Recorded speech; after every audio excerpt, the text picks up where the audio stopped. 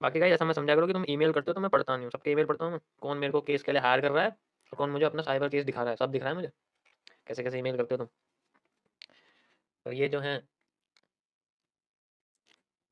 अच्छे खासे लेटर लिखने वाले, प्लीज़ ऐसा ना करिए, स्पेशली फीमेल्स। ओके, सो मैं आपको कुछ जो है फर्म्स के बारे में बताने वाला हूँ, ठीक है? फर्म्स, फर्म्स यानी कि तो ये प्रॉप फर्म है, ठीक है? पहले समझो ये है क्या? फिर मैं समझाऊँगा तुम्हें ये सही है या गलत है, ठीक है? पहले समझो ये सही है या गलत है। अगर स्ट्रीम लैग कर रही है तो आप 4-5 सॉरी 10-15 सेकंड पीछे चले जाएँ, लाइव में रहने की ज़्यादा ज़रूरी नहीं है कि आपको बिल्कुल लाइव में दिखे, ठीक है? तो प्रॉप फर्म में ये एक ऐसी चीज़ है जिसमें प्रॉप फर्म एक जगह है, मतलब समझो इस चीज़ को कि जो प्रॉप फर्म है एक जगह है, जहाँ पर कुछ लोग हैं, ठीक है? कुछ लोगों का ग्रुप है, उन्होंने एक बिल्डिंग में सेटअप बनाया हुआ है, ध्यान से समझना। उन्होंने एक बिल्डिंग में सेटअप बनाया हुआ है। अब जो सेटअप बनाया हुआ है, इसके अंदर कुछ लोग काम करते हैं, जिनमें कुछ बड़े होते हैं, कुछ छोटे होते हैं, जो मेन होते हैं वो डायरेक्टर वगैरह होते हैं, ये सबको पता है। अब ये क्या करते हैं, बाहर से कुछ लोगों को इन्वेस्टिंग की सलाह देते हैं कि हम आपको इन्वेस्टिंग कराएँगे, आपका पैसा जो है, ठीक है? आपका पैसा जो है हम लोग इस रेट के ज़रिए लीगल तरीके से होता है, ये सब बिल्कुल लीगल होता है, ऐसा नहीं है लीगल होता है, बिल्कुल लीगल तरीके से बोलते हैं कि जो है हम लोग ऐसे-ऐसे रजिस्टर्ड हैं अपनी कंट्री में, साइप्रस में, वैसे भी अलग-अलग कंट्री में, ऑस्ट्रेलिया में वगैरह में, ठीक है? तो हमारे पास ऐसी स्कीम है, तो ये इन्वेस्टिंग पर्पज़ के लिए इन्वेस्टर्स को लुभाते हैं, उनको अपनी हिस्ट्री दिखाते हैं, उनको अपना आने वाला बिल्कुल वो दिखाते हैं कि इसमें कितना रिस्क है, कितना रिस्क नहीं है और ये पूरा प्लान दिखाते हैं।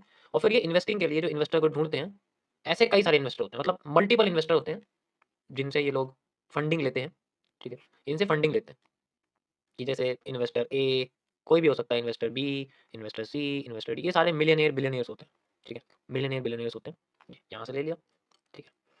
अब कुछ प्रॉ फर्म्स होती हैं जिनके पास अपना भी पैसा होता है। वैसे तो वो 10% से भी कम है जिनके पास अपना पैसा होता है प्रॉ फर्म वालों के पास, जो अपनी प्रॉ फर्म शुरू करते हैं, ठीक है?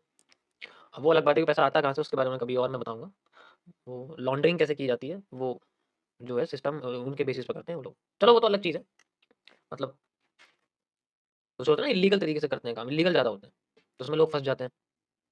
तो अब ये ए से जैसे मान के चलो, ए से इन्होंने $50 मिलियन ले लिए, ठीक है? बी से इन्होंने $50 मिलियन ले लिए, सी से इन्होंने मान लो $100 मिलियन ले लिए और फिर डी से इन्होंने मान लो $20 मिलियन ले लिए। तो ये मिलियंस में डील होती हैं, बहुत बड़े-बड़े अमाउंट में। तो ये इन्वेस्टिंग अगर कर दोगे तो आप कह सकते हो कि कम से कम $220 मिलियन इस फंडिंग फर्म के पास, इस प्रॉप फर्म के पास $220 मिलियन की फंडिंग आ चुकी है।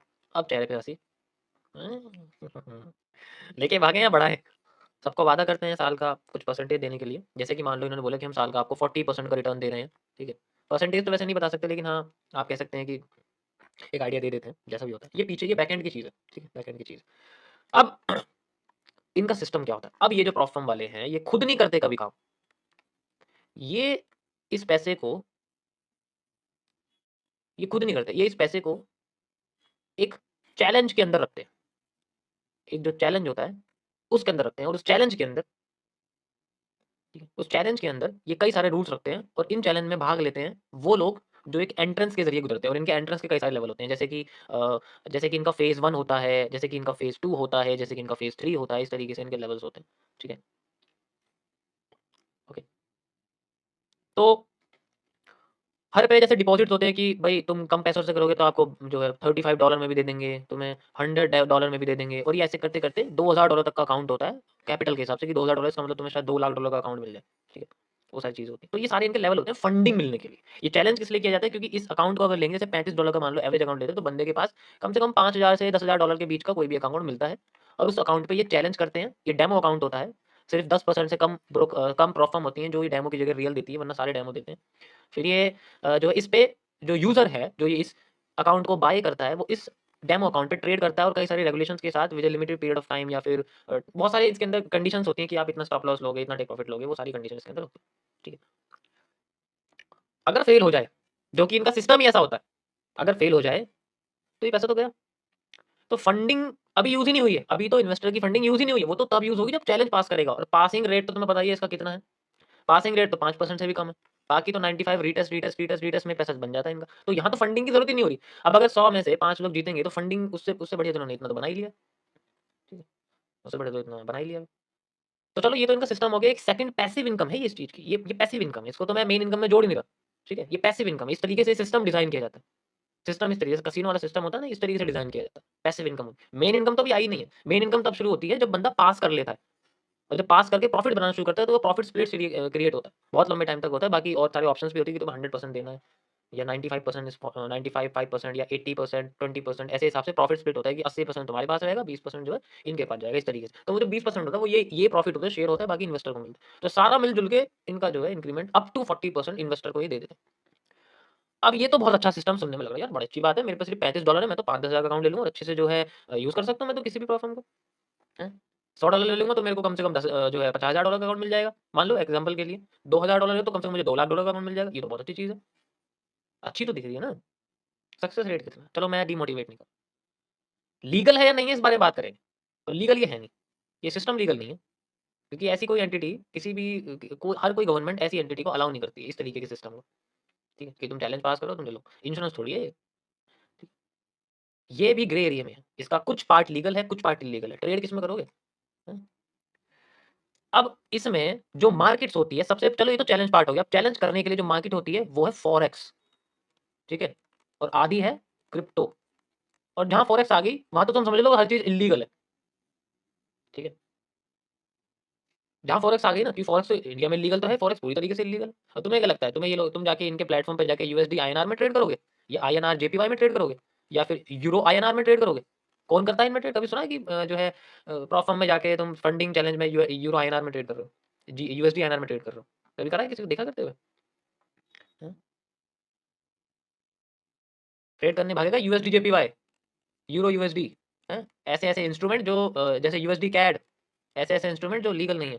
अब ये इन पे ट्रेड करना तो वैसे भी लीगल नहीं है। दूसरा, जिस ब्रोकर के साथ कर रहे हैं, ये कर भी तो किसी ब्रोकर के साथ ही रहे होंगे। प्रॉप फर्म का अपना थोड़ा ब्रोकर थोड़ी होता है अपना। प्रॉप फर्म के पास ये बस एक कनेक्टिंग, ये कनेक्टर होता है, चीजों को कनेक्ट करता है। जैसे एक ब्रोकर होता है ना, क्या करता है ब्रोकर? ब्रोकर हमें मार्केट को यूजर से कनेक्ट करता है। ऐसे ही प्रॉप फर्म होता है, ये कभी ये बीच में, ये बीच बिचौलिया होता है एक तरह का, ठीक है। अब ये जो प्रॉप फर्म है, ये भी किसी ब्रोकर का यूज करता है। अब ये ब्रोकर अगर इंडिया में रजिस्टर्ड नहीं है, इंडिया में रजिस्टर्ड नहीं है, ठीक है, तो फिर तो मतलब ही खत्म हो गया। अब चाहे प्रॉप फर्म लीगल हो ना लीगल हो, उससे क्या फर्क पड़ रहा है? तभी तो मैंने बोला ग्रे एरिया है। यूज तो फिर भी ब्रोकर वही करेगा ये। भाई प्रॉप फर्म अगर यूज करेगा तो MT5 करेगा। MT5 मेटा ट्रेडर जो होता है उसी तो यूज करेगा वो ब्रोकर। MT5 पे तो अकाउंट देगा। तुम MT5 पे कौन आता है? स्टॉक मार्केट का भी अकाउंट देखा तुमने MT5 में?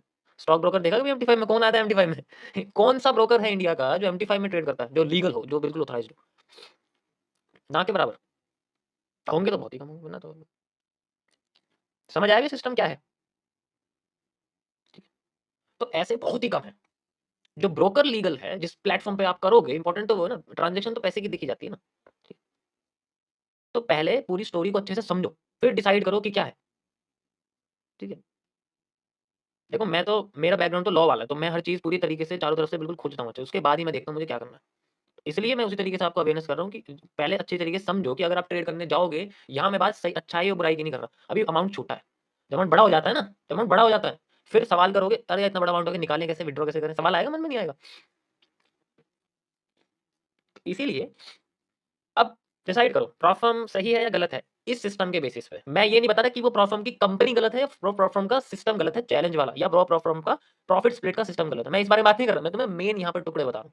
ये टुकड़े अगर तुम समझ गए तो उसके बाद तुम्हें पता लग जाए कि क्या प्रॉप फर्म में जाना चाहिए या फिर इन सब चीजों को लड़ना चाहिए। समझ रहे हो ना? लॉजिकली सोचो, क्या मैं वहां पर निफ्टी में ट्रेड करूंगा क्या?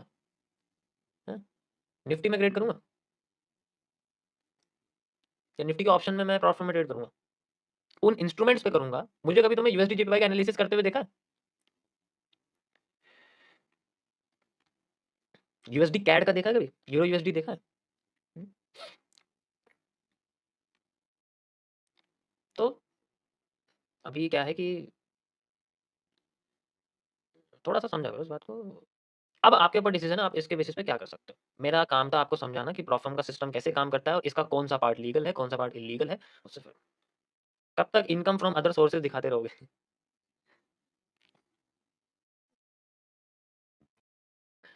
Got it?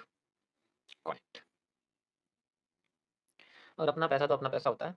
और वैसे भी हम तो भाई देखो एनालिसिस की बिरादरी के हैं, हम तो ट्रेडिंग की बिरादरी के है ही नहीं, तो इस फील्ड में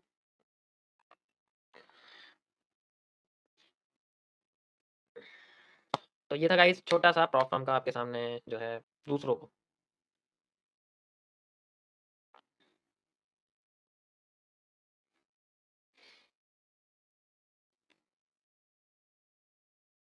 तो पहले सही गलत जानना सीखना है उसके बाद, ठीक है? अ, कोई भी जो है उनको पता है, ठीक है? उनके लिए कोई दिक्कत नहीं है या कोई ऐसी कंट्री में नहीं रह रहा जहाँ पर ये सिस्टम अलाउड है या फॉरेक्स ट्रेडिंग वगैरह अलाउड है। जो नहीं है भाई तुम यहाँ देख के तुम रील्स वगैरह देख रहे हो, शॉर्ट वीडियो देख रहे हो उन लोगों की जो रील में जो दुबई में बैठ रहे हैं, एमएलएम चला रहे हैं, ट्रेडिंग एमएलएम चला रहे हैं। उनको देख के मत अपने आप को इतना चेंज करो कि भाई ये लोग फॉरेक्स में कर रहे हैं, बहुत बढ़िया चीज़ है, कोई दिक्कत नहीं है, दिखा देंगे जो भी है। Safe and steady wins the race. यहाँ स्लो एंड स्टडी वाला सिस्टम नहीं है, सेफ एंड स्टडी वाला सिस्टम है, ठीक है? सेफ।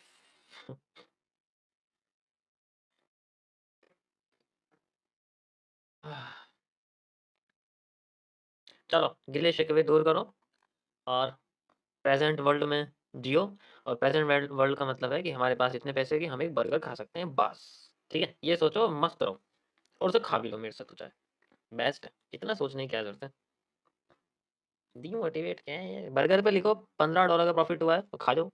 हाँ हाँ, क्या स्वाद आएगा। सॉस से लिखना, सॉस होती है ना, सॉस का पैकेट होता है, ऐसे करके उसको लिख देना, बर्गर बनाना मस्त सा ऐसे करके, हाँ, और क्या। हम तो इसमें ही खुश हैं, क्या दिक्कत है? तुम खाओ मैं खिला दूंगा। कितने लोगों को खाना है? ये बर्गर है हमारे पास, ये इसके अंदर एक चीज़ है, फिर ये टिक्की है, फिर ये इसके अंदर टोमेटो वगैरह डाल दिया हमने, ठीक है? बस हमारे नीचे से बंद कर दिया, ये ऊपर लिख दिया इसमें, ठीक है? तो ऊपर लिख दिया इसमें ये आज मेरा $1000 का प्रॉफिट हुआ है, बस बर्गर के ऊपर लिख दिया सॉस से, रेड कलर की सॉस है ना, सॉरी मैंने ग्रीन चटनी डाल दी, ग्रीन बर्गर के ऊपर थोड़ी डालते हैं, ग्रीन तो समोसे के साथ खाते हैं। ये $1000 का प्रॉफिट हो चुका है, ये, और इसे खा गए मस्त है। अच्छा वेज हो, मैंने चिकन नहीं डाला, तुम चाहो चिकन डाल सकते हो इसके अंदर, जो नॉन वेज वाले हैं वो चिकन बर्गर खा सकते हैं, कोई इशू नहीं है, इसमें चिकन डाल देता हूँ, है ना?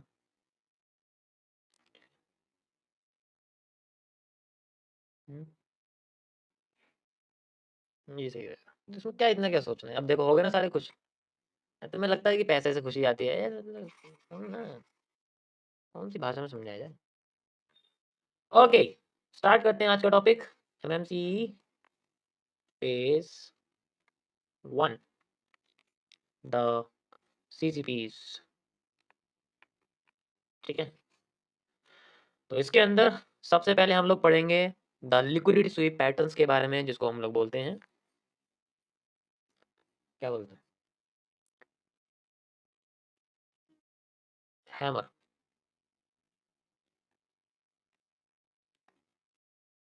हैमर कैसे लिखते हैं? ठीक है। आप 2 मिनट के लिए शांत हो जाओ, मैं चाहता हूँ मेरी स्ट्रीम पर 2600 लोग बैठे हैं, एक भी बंदा आवाज ना करे, चुपचाप बैठा रहे। शायद मेरा एक एक वर्ड आप लोगों के लिए थोड़ा कीमती हो, ठीक है?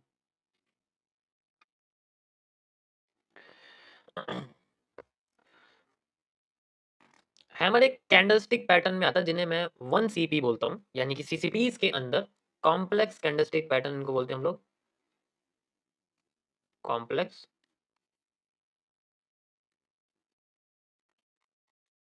कैंडलस्टिक पैटर्न्स, ठीक है? तो सीसीपीज के अंदर ये 1 CP मॉड्यूल है, 1 कैंडलस्टिक पैटर्न मॉड्यूल। मॉड्यूल का मतलब होता है एक ऐसा मॉडल जो मार्केट में सिंगल कैंडल का बनता है, सिंगल कैंडल होती है, ठीक है? अब ये किसी और के साथ कंबाइन हो रही है तो वो अलग अलग बात है, उसका अलग बात, जैसे कि एक मार्बोजो के साथ कंबाइन होगी तो वो अलग मैटर करती है। सिंगल का क्या मतलब है वो उस बारे में बात करूंगा। तो हैमर दिखती किस तरीके से, आप देखो हैमर होती है आपकी इस तरीके से, 4 तरीके के इसके जो हैं वो होती है। तो अभी मैं इसका स्ट्रक्चरल एनालिसिस आपको करके दिखाता हूँ कि स्ट्रक्चर बेस्ड किस तरीके से हम इसको पढ़ते हैं। तो स्ट्रक्चर किस तरीके से काम करता है मैं आपको पहले इसके बारे में बताऊंगा, ठीक है? इसको थोड़ा सा दूर बना देता हूँ मैं, घिच पिच सी हो जाएगी वरना, ऐसा लगेगा जैसे किसी दिल्ली के जाम में फंस गए बेचारे। इसको ऐसे कर दिया हमने, ठीक है? सबसे पहला होता है ये, इसे बोलते हैं हम लोग जलपरी, जलपरा भी कह सकते हो। पायरेट्स ऑफ द कैरिबियन किस किस ने देखी है? नए लोग बताओ मुझे, किस किस ने देखी pirates of the Caribbean? 5 part है ना उसके, पांचों पार्ट किस किस ने देखे हैं? हम्म, देखिए किसी ने? देखिए, तो उसके तीसरे पार्ट में हम्म, उसके तीसरे पार्ट में एक जलपरी वाला सीन आता है। याद है सबको जलपरी जो होती है, और बड़ी सुंदर सी होती है जलपरी, है ना, दूर से देखने में। और फिर वो शिप के ऊपर, छोटे से जहाज के ऊपर बैठते हैं, है ना, छोटे से जहाज के ऊपर बैठ जाते हैं और फिर जाते हैं जलपरी को पकड़ने के, ताकि उसके आंसू को पकड़ सके, क्योंकि उसका आंसू किसी और के साथ मिला के वो बंदे की जो उम्र है वो बढ़ जाती थी। तो ऐसा कुछ सिस्टम है। तो वहाँ जो जलपरी पकड़ने जाते हैं, वो जलपरी कितनी सुंदर होती है ना। अब जो उन जलपरी के चक्कर में फंस जाते हैं, वो जलपरी उन्हें मार देती है। मतलब दिखने में सुंदर होती है, लेकिन एक्चुअल में वो बड़ी खतरनाक होती है। उसमें से एक जलपरी होती है जो बहुत अच्छी होती है, बाकी सारी ऐसी होती है, और उसी को पकड़ के ले जाते हैं। तो इन हैमर में जो जलपरी रियल है, वो होती है या तो ये वाली या ये वाली। बाकी ये तो बिल्कुल खा जाती है, और ये वाली मतलब इसे हम जलपरा कह सकते हैं। ठीक है, हम जलपरा कह सकते हैं। तो जो हैमर होता है, ये पहले तो समझो ग्रीन कलर का होता है।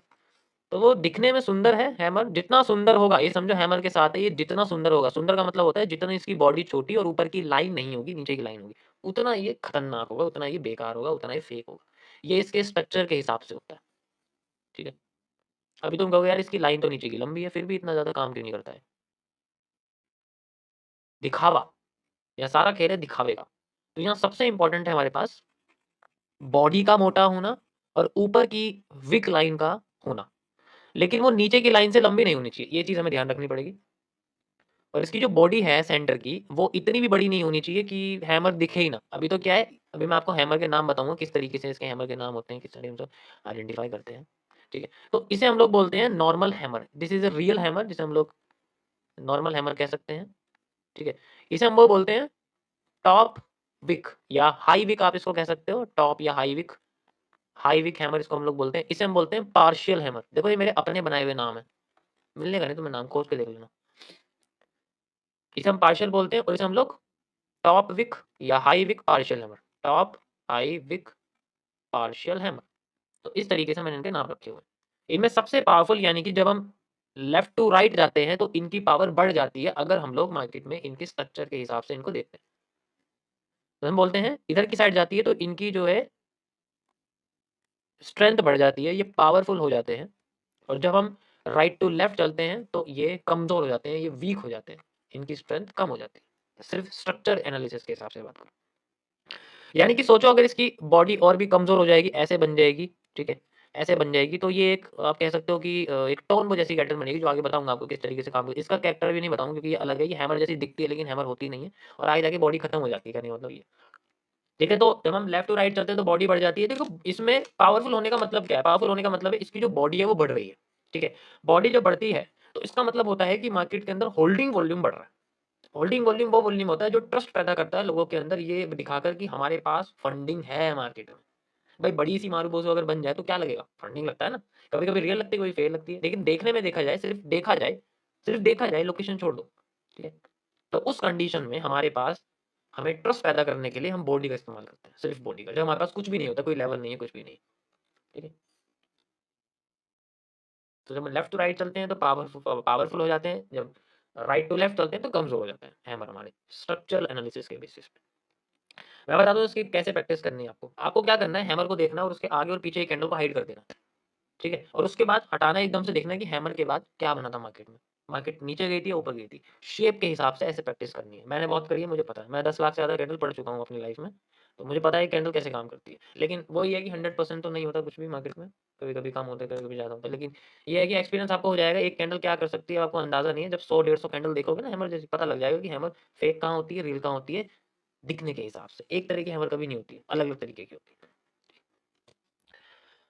अब ये तो चलो इसके स्ट्रक्चर के हिसाब से हो गया। अब बात करते हैं इसके कुछ लोकेशन के हिसाब से। लेकिन उससे पहले मैं आपको इसके प्रेशर्स के बारे में बताना चाहूँगा कि किस तरीके से इसके प्रेशर होते हैं, कैसे काम करते हैं। तो इसके जो नीचे का हिस्सा होता है मार्केट में, ये बुलिश प्रेशर को बताता है, यानी कि it represent the bullish pressure. और ये बहुत पावरफुल होता है, मतलब बहुत ही ज़्यादा पावरफुल होता है। ऊपर इसके एक भी विक नहीं होती, लेकिन अगर विक आ जाए तो इसका मतलब भी और भी ज़्यादा पावरफुल होना होता है। भाई इसका मतलब भी और पावरफुल होना होता है। मैं बताता हूँ रीज़न इसका। सोचो, मैं अगर जैसे मान के चलो, मैं एक ट्रक चला रहा हूँ, ठीक है? मैं इसमें आपको एग्जांपल बताता हूँ कि ये क्यों पावरफुल है। मैं एक ट्रक चलाता हूँ, ठीक है, मेरे पास ये मान लो एक ट्रक है।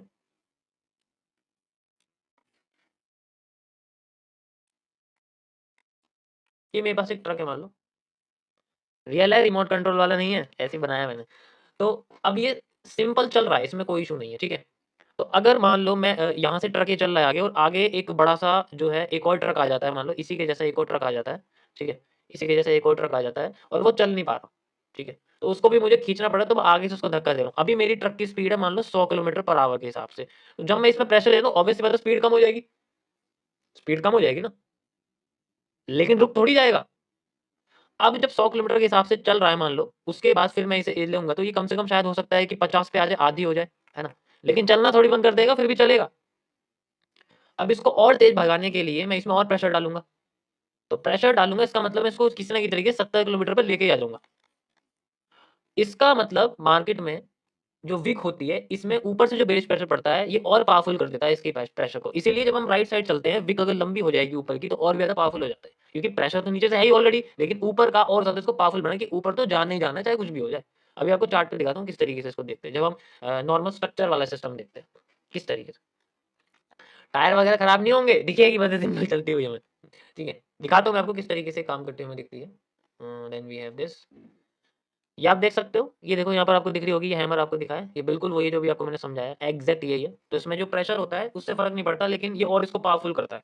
अभी सिर्फ देखने में फोकस करो किस तरीके से ये दिखता है। गॉट इट, समझ आया?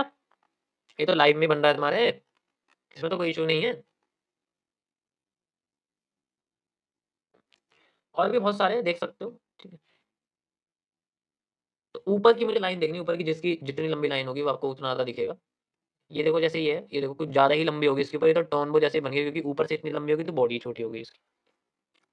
तो इस तरीके से ऊपर की लाइन अगर ज़्यादा लंबी होती है, अभी मैं सिर्फ स्ट्रक्चर बता रहा हूँ, लोकेशन के हिसाब से मैटर करता है, हर जगह काम नहीं करेगी। बस आपको दिखा रहा हूँ कि कैसे-कैसे हम देखेंगे इसको। अब कहाँ काम करेगी उस बारे में बात करूँगा, दैट इज़ लोकेशन क्या होती है।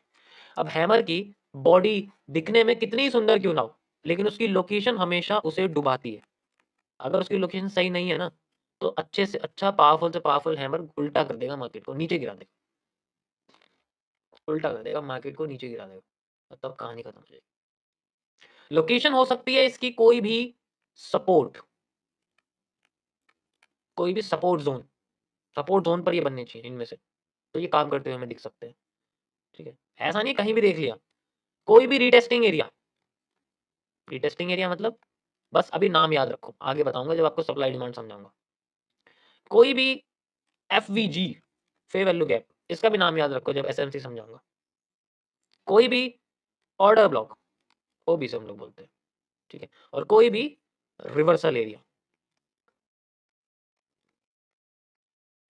तो ये बेसिकली सारे एरियाज़ है, लोकेशन है, उसके बेसिस पे ये काम करती है, ठीक है? अब कभी-कभी क्या होता है कि ये इसके कई सारे स्ट्रक्चर होते हैं, मतलब ये जो है धोखेबाज बहुत होता है ये, कहने का मतलब ये धोखेबाज ऐसा होता है ये कि अभी मैं आपको सिर्फ ओवरव्यू दूँगा, इसका अलग फेज़ है, आपको दिखेगा फेज़ 4 या 5 में आपको बताऊँगा इसके बारे में, अभी सिंपल समझो। ये जब ट्रेंड के साथ चल रहा है तो उठाता रहेगा, एक बार फेल हो गया ना तो फिर ट्रेंड को गिराता ही रहता है, गिराता ही रहेगा, गिराता ही रहेगा, गिराता ही रहेगा, मतलब उठा भी रहा था, गिरा भी रहा था, ऐसे करता है। जब इसका कैरेक्टर चेंज होता है, जब आपको मैं चेंज ऑफ कैरेक्टर कैंडलस्टिक के पैटर्न से समझाऊँगा, ठीक है। अब लोकेशन भी पता लग गई, लेकिन कभी-कभी क्या करता है कि हैमर फेल होके काम कर देता है। नीचे आई मार्केट, ठीक है, और नीचे आई मार्केट, और नीचे आई मार्केट, और अगर हैमर बन जाए यहाँ पर, मान लो ऐसा हैमर बन जाए, तो हैमर के बाद मार्केट इसको फेल कर देती है और फिर बाद में काम कर देती है और पता लगता है ये एरिया सपोर्ट ज़ोन या इसमें से कोई भी लोकेशन का था और इसी जगह मार्केट ने हैमर फेल करा, फिर दोबारा एक हैमर बनाया या फिर कोई भी बुलिश पैटर्न बनाया और मार्केट वहाँ से उड़ जाती है। तो ये आफ्टर इफेक्ट्स का कॉन्सेप्ट होता है, यानी कि हैमर पहले अपने आप को फेल करता है, फिर काम करता है। अब लेकिन इसके बारे में तो पता होता नहीं है, तो इसलिए हैमर के बाद की एक कैंडल की कंफर्मेशन ली जाती है कि भाई एक कैंडल बनी है जो बुलिश जैसी दिखे, मारूबुस जैसी दिखे। लेकिन अगर वो रेड मारूबुस बन गई, इसका मतलब क्या है? वो तो फेल हो गई ना। एग्जांपल दिखाता हूँ आपको, कैसे काम करता है, ठीक है? ये देखो, ये दिख रही है आपको? ये देखो हैमर दिखा, फेल हुआ, एक बुलिश एंगल्फिंग बना दी, बुलिश पैटर्न बना दिया। तो ये क्या करता है, ज़्यादातर केसेज़ में अपने आप को फेल करता है, फिर काम कराता है, फेल करता है, फिर काम करता है। इसका एक कैरेक्टर ही बन जाता है फिर ये। अब ये फेल करके उठ रहा है ना, आगे जाके फेल करके नीचे गिर रहा होगा, या फिर फेल करके दोबारा उठ रहा होगा जब नीचे गिरना बंद कर दिया होगा। ध्यान से देखना यहाँ पर क्या लिखा हो, क्या दिखा था आपने, ठीक है। उसके बाद मैं और दिखाता हूँ आपको यहाँ पर, ठीक है। ये देखो, जैसे मैंने आपको दिखाया था, ये फेल करके, ये देखो, ये जो हैमर आपके सामने, ये फेल करा और फिर उठना शुरू कर रहा। अब देखना इसको कैसे कैरेक्टर चेंज हो रहा है। यहाँ पर देखो, ये दिख रहा है, ये देखो, मार्केट फेल कर रही है, उठ रही है, फेल कर रही है, उठ रही है। कैरेक्टर ही यही है इसका, जहाँ से पहले आ रही थी। तो ये इस तरीके से काम करता है कभी-कभी, जिसके बारे में आपको और डिटेल में बताऊँ जब मैं आपको कैंडल आफ्टर इफेक्ट्स के कॉन्सेप्ट समझाऊँगा कि कैसे-कैसे ये जो कैंडल होती है, ये अपने आप को कैसे पहले फेल करेंगी, फिर काम करेंगी। सबको लेके हैमर टूट गया, लेकिन लौट के जब मार्केट रिवर्स करती है ना उसी जगह से, तब हम कैसे सोचते हैं इसके बारे में। इसकी अलग ही दुनिया है। इसके बारे में मैंने बहुत रिसर्च करी है, बहुत ज़्यादा करी है। आपको आफ्टर इफेक्ट्स में बताऊँगा। और इसी तरीके से आपके hanging man same to same काम करते हैं, कलर चेंज हो जाता है। वो टॉप पे है तो गिराना शुरू कर देगा, बॉटम पे है तो उठाना शुरू कर देगा। ऐसा ही हैमर है, टॉप पे है तो गिराना शुरू कर देगा, बॉटम पे है तो उठाना शुरू कर देगा। हैंगिंग मैन भी हैमर के जैसा ही काम करता है, लोकेशन के हिसाब से वो अपने जो है एरिया क्रिएट करता है। Got it? I hope candle hammer के बारे में जानना इतना काफ़ी है। हैंगिंग मैन का कल मुझे बताना पड़ेगा, ज़्यादा लंबा हो जाएगा, या फिर थोड़ा ब्रेक दो उसके बाद बताते हैं। तो ये था गाइस आपका हैमर के लिए। आई होप आप लोगों को हैमर की थोड़ी-सी जो है कंडीशन समझ में आएगी, किस तरीके से काम करता है। देखो, इसमें सबसे इम्पोर्टेंट एरिया है आपका जो है ना आफ्टर इफेक्ट वाला है, क्योंकि ये फेल होके काम करता है ज़्यादातर केसेस में।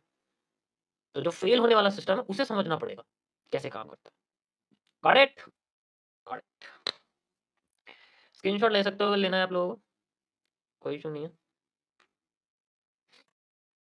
अब ये चीज़ें चार्ट पे देखना 100 बार, अपने आप पता लग जाएगा कि मैंने एक-एक वर्ड तुमसे बोला है वो बिल्कुल रिसर्च्ड है, वेल ऑर्गनाइज्ड है और सही तरीके से बताया हुआ है। उल्टा-सुल्टा नहीं है, कुछ भी बोलने लग गए बिना रिसर्च। वो तो अनपढ़ बोलेंगे कुछ लोग, पर आप लोग अपनी रिसर्च पे ध्यान दो। अब ये तुम्हारी भी रिसर्च हो चुकी है, तुम्हें बता दिया, अब तुम्हारी होगी। मैंने तो अपना काम कर दिया।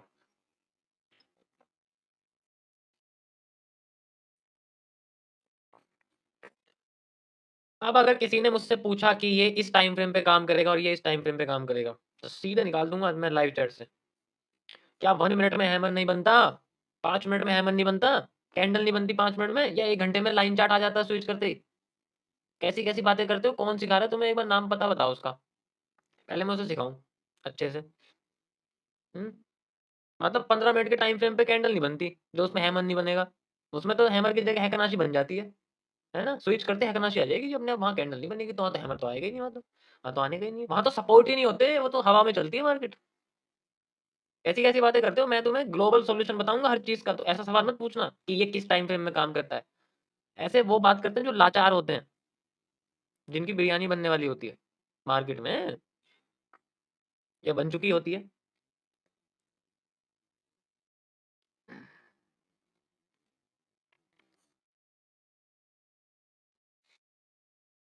चलो, हैंगिंग मैन के बारे में बात करते हैं। करें? ये तो सबको समझ में आ गया था, ठीक है?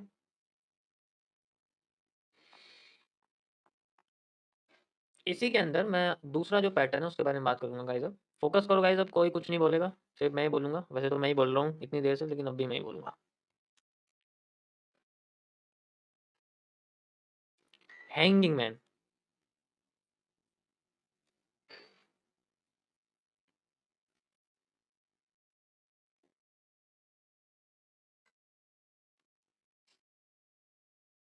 वैसे तो इसका नाम रेड हैमर होना चाहिए, लेकिन पता नहीं हैंगिंग मैन क्यों बोलते हैं इसको, मेरी तो समझ में आता नहीं। आउट ऑफ कॉन्टेक्स्ट नेम है इसका ये, सच बताया जाए, आउट ऑफ कॉन्टेक्स्ट नेम है। इसका नाम रियल में रेड हैमर होना चाहिए, रेड हैमर।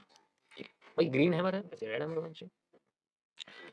हैंगिंग मैन यानी कि एक ऐसा पैटर्न जो हैमर जैसी कैरेक्टरिस्टिक्स रखता है और काम भी उसी तरह करता है, बस कलर में कलर में चेंज होता है। मतलब स्ट्रक्चर वगैरह सब सेम रहते हैं, हैमर जैसा ही दिखता है, हैमर जैसी लोकेशन पर आता है, कभी-कभी हैमर जैसे ही काम करता है। तुम यकीन नहीं करोगे ये 2 सीपी मॉड्यूल में कितना खतरनाक होता है। जब ये एक ग्रीन मारूबोजू के साथ मिल जाए ना, तो ऐसे-ऐसे पैटर्न बनाता है कि तोड़ना मुश्किल होता है बहुत। और यकीन तोड़ना, कहने का मतलब है यकीन तोड़ना, यकीन नहीं तोड़ सकते हम। इसका मतलब है कि अगर बन गया तो बन गया, अब उसको कोई तोड़ नहीं सकता। अगर उसकी लोकेशन बहुत अच्छी है, one of the most powerful and one of the most accurate patterns में आता है वो। That is bullish engulfing. Hanging man with a Marubozu, with a green Marubozu, creates a one of the most powerful bullish engulfing pattern, which is सिर्फ वो ही एक pattern है पूरी दुनिया में, जितना मैंने उसको एनालाइज करा है, जिसकी एक्यूरेसी बहुत ज़्यादा है। बहुत ही ज़्यादा है, बहुत ही ज़्यादा है। यकीन नहीं करोगे, बहुत ही ज़्यादा है, मतलब सबसे ज़्यादा बनता है, सबसे पहली बात, और सबसे अच्छा काम करके दिखाता है।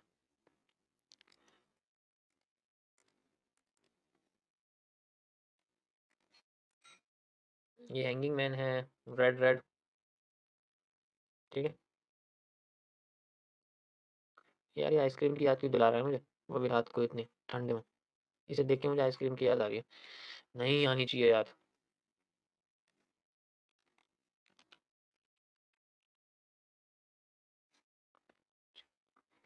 तो इसमें इसमें सेम होता है, ये भी हम इसको नेम इसके सेम है, इसको भी हम लोग नॉर्मल हैंगिंग मैन बोलते हैं, ठीक है? और इसको हम लोग टॉप विक या टॉप हाई हैंगिंग मैन बोलते हैं हम इसको। नाम सेम होते हैं इनके, नाम मैंने कोई चेंज नहीं करे। इसको भी हम लोग पार्शियल हैंगिंग मैन कहते हैं, ठीक है? इसे हम लोग टॉप विक या टॉप हाई या हाई टॉप, हाई विक, इस हिसाब से हम लोग कह सकते हैं। पार्शियल ऐसे कोई नहीं है कि बिल्कुल एग्ज़ैक्ट नेम, बस पता होना चाहिए कि हाँ, इसको ऐसे बोलते हैं, नाम में कुछ नहीं रखा। सेम इसमें ऐसा होता है, इसमें भी नीचे से प्रेशर आता है, इसमें भी नीचे से प्रेशर आता है, इसमें भी नीचे से प्रेशर आता है, इसमें भी नीचे से प्रेशर आता है। लेकिन इसका ऊपर से प्रेशर ज़्यादा कंसिडर किया जाता है क्योंकि इसके ऊपर ही बेरिज प्रेशर पड़ता है जिसकी वज़ह से इसकी बॉडी नीचे आके क्लोज़ करती है। ऐसा ही होता है ना? भाई रेड कैंडल कब बनती है? जब मार्केट में ऊपर से प्रेशर पड़े और उसकी बॉडी नीचे की साइड खिसकना शुरू करे। जब नीचे खिसकेगी तो वो नीचे का एरिया कवर करेगी। तो अगर ऊपर की लाइन जितनी बड़ी होगी indicates the bullish bearish pressure. तो यहाँ पर ये जितनी लंबी लाइन होगी ये उतना पावरफुल होगा। हैंगिंग मैन मार्केट को नीचे गिराना तब शुरू करेगा जितनी लंबी उसकी टॉप की लाइन होगी। तो यहाँ पावरफुल का मतलब है, वही हैमर में तो उल्टा होता है। हैमर में अगर इधर की साइड चलेंगे तो पावरफुल होगा उठाने में, ये पावरफुल होगा गिराने में, क्योंकि इसकी ऊपर की लाइन जितनी लंबी हो गई आप कह सकते हो, और बॉडी भी लंबी होगी। बॉडी ऊपर की लाइन का मतलब क्या है? बॉडी लंबी है, इसका मतलब मार्केट थोड़ी सी लंबी नीचे जा रही है, प्रेशर ज्यादा है, होल्डिंग वॉल्यूम ज्यादा है, सेलिंग का होल्डिंग वॉल्यूम ज्यादा है, इसका मतलब मार्केट में ओरिजिनली सेलिंग प्रेशर ज्यादा है। वो विक में भी दिख रहा है, वो बॉडी में भी दिख रहा है, दोनों साइड। और जब हम राइट टू लेफ्ट चलते हैं तो इसका जो प्रेशर है वो कमजोर हो जाता है, बॉडी भी कमजोर हो जाती है, तो इसलिए हम इसको वीक बोलते हैं। जहाँ तक केसेस, अब पता है क्या है? अभी मैं आपको आगे बताऊँगा कि वीक अगर होंगे तो ये अकेले काम नहीं करेंगे, ये आत्मा की तरह बन जाएँगे। जैसे इसकी बॉडी खत्म होती जा रही है और बाद में क्या बन जाएगा ये? भाई बाद में जाके एक डोजी बन सकता है, ऑब्वियस सी बात है, और डोजी तो आत्मा होती है, उसे तो बॉडी की ज़रूरत होती है। तो डोजी को कभी हम सिंगल थोड़ी यूज़ करते हैं। वो डोजी को हम लोग यूज़ करते हैं जैसे इवनिंग स्टार, जैसे मॉर्निंग स्टार, जैसे रेनिंग स्टार, आगे बताऊँगा आपको रेनिंग स्टार जैसे पैटर्न के बारे में। उनके साथ यूज़ करते हैं। तो उसको भी हम लोग सेकंड कैंडल के साथ यूज़ यानी कि जब हम राइट टू लेफ्ट चलते हैं तो हमें इन कैंडल्स के साथ एक एक्स्ट्रा एविडेंशियल कैंडल चाहिए होती है इनके साथ जुड़ने वाली, ताकि लगे कि हाँ भाई, जैसे अभी मैंने बोला हैंगिंग मैन विद मारुबोरो, यहाँ जो हैंगिंग मैन पहला वाला है ना नॉर्मल, और जो सेकंड वाला है टॉप विक या हाई विक वाली, इनके साथ अगर मारुबोरो बन जाए तो यहाँ पर बुलिश एंगल्फिंग बनती है, जो मैं आपको 2 सीपी मॉड्यूल में बताऊंगा। अभी सिंगल कैंडल पढ़ने की कोशिश करो। लोकेशन सेम रहती है, टाइम सेम रहता है, सब जगह कोई दिक्कत नहीं है। टॉप पे रहती है तो नीचे गिराने का काम करती है, बॉटम पे रहती है तो उठाने का काम करती है। वो हमें मारुबोरो के साथ दिखी जाएगी जब ग्रीन कलर की बनेगी। अब आप ध्यान से देखना इसको किस तरीके से हमें दिखती है। हैंगिंग मैन विद मारुबोजू जब टॉप पे है, you can see like this, ये मार्केट हमारी टॉप पे है तो गिराने का काम करेगी। गिराने का मतलब क्या है भाई? ये एक तरह से यहाँ पर डिमांड खत्म हो रही है ना, इसलिए से मैंने एरिया बनाया हुआ है, तो डिमांड खत्म है। इस जगह से यहाँ तक, इस जगह से यहाँ तक, ये डिमांड खत्म होगी। अब हैंगिंग मैन देखो बॉटम पे आएगा, बॉटम पे आ गया, हैंगिंग मैन बॉटम पे आया with marubozu creates a bullish engulfing pattern and moving upside. Same to same, कोई दिक्कत नहीं। और भी दिखाते हैं आपको क्या दिक्कत है। सेम टू सेम आज सामने ये देखो, इससे बेस्ट है ही नहीं। तो बॉटम पे है, रीटेस्टिंग पे है, रीटेस्टिंग एरिया है ये एम का, देखो एम बन रही है मार्केट में, रीटेस्टिंग एरिया है। तो इस तरीके से ये हमें काम करती हुई दिखती है।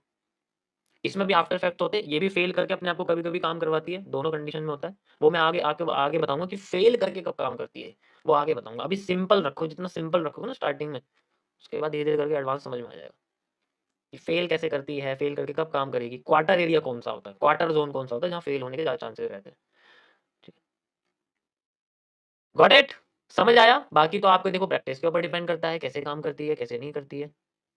ये तो बेसिकली लोकेशन, प्रैक्टिस इनके ऊपर डिपेंड करता है। लिंक हो रही है चीज़ें, कुछ नया सुनने को मिल रहा है? तो लोकेशन इसकी बेसिकली सेम है, बस रिवर्स हो जाती है कि ये गिराने का काम टॉप पे करती है, उठाने का काम नीचे करती है। लेकिन नीचे हम इसको सिंगल नहीं देख सकते, नीचे हमें इसे मारू-बोजू के साथ देखना पड़ता है। वो मैं आपको आगे बताऊँगा। सो ये थे गाइस आपके आज single module, single candles, hammer and hanging man. कल मैं आपको इन्वर्टेड हैमर और शूटिंग स्टार के बारे में बताऊँगा, वो कैसे काम करते हैं, उनके बेसिस पे हमें रिवर्सल्स कैसे फाइंड आउट मिलते हैं। आज मैंने आपको लिक्विडिटी स्वीप के बारे में बता दिया है। These are the example of liquidity sweep, these candle indicates at their location perfect area हमें लिक्विडिटी स्वीप का देखने को मिलता है। अगर हम एग्ज़ैक्ट अच्छी लोकेशन देखें, ऑर्डर ब्लॉक जैसे कि मैंने आपको दिखाई ये वाली जो लोकेशन होती है, ऑर्डर ब्लॉक, सपोर्ट, रेसिस्ट, ये सारी जो है जहाँ पर लिक्विडिटी स्वीप होने के चांसेस सबसे रियल होते हैं, बाकी तो सब फेक ही दिखता है कहने का मतलब। ये था गाइस आज का टॉपिक। आई होप आप लोगों को समझ में आया होगा। मेरा ट्रक मत देखना, थोड़ा-सा बदसूरत है यार, इसके अंदर मैं जो है नोट भर-भर के ले जाऊँगा, इसलिए वो पीछे से खींच रहा है उसको।